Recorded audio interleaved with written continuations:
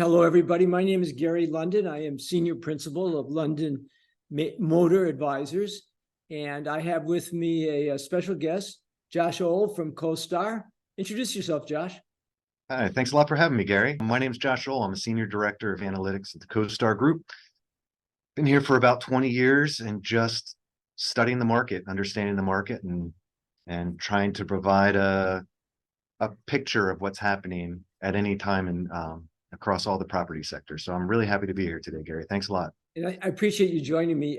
As always, what this is a conversation between me and my buddies. You know, Josh and I have regular conversations about the state of the office market, and we thought we'd invite you into my den and share that conversation with you. And today, what we're going to do is highlight the office market, because that is a market that everybody, at least in the commercial sector, is talking about right now, because we are at an inflection point in terms of office market inventory in this nation. And so I thought what we would do today is talk about where we stand in the office market nationally, regionally, locally, offer some stats. You're the stat guy.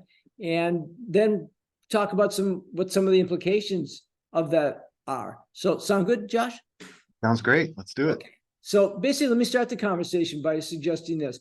There's probably in the nation right now, order of magnitude, 1 billion square feet of empty office space.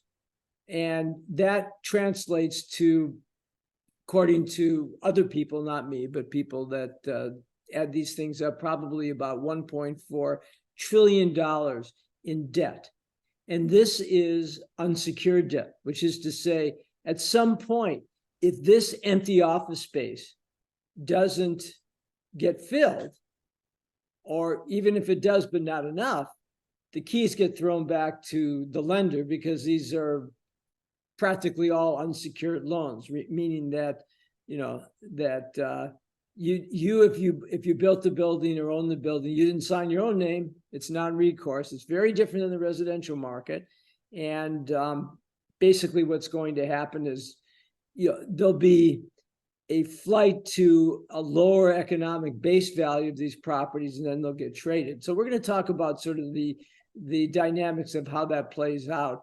But I thought we'd sort of, set the table by, talking about what this means nationally in terms of the markets. Essentially, if you go to the major markets, Josh, New York, Chicago, Atlanta, and then you come to the West Coast, Los Angeles and San Francisco, you see about the same kind of thing. Case in point, San Francisco vacancy right now is reported at about 30%. And that's not unusual. That's pretty much where the markets stand right now, right?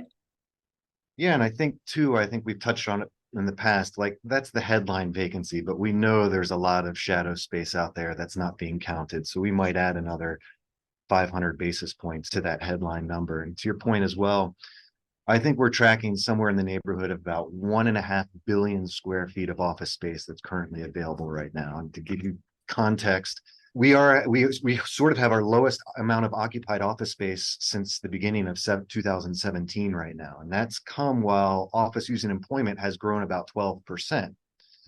And you talked about LA, and it's sort of an interesting stat. And so in the aggregate, we're occupying about a market the size of Los Angeles, or occupying less space now than what we would anticipate based on office use and employment, about the size of LA, which is about 450 million square feet. So there's definitely a shock to the system.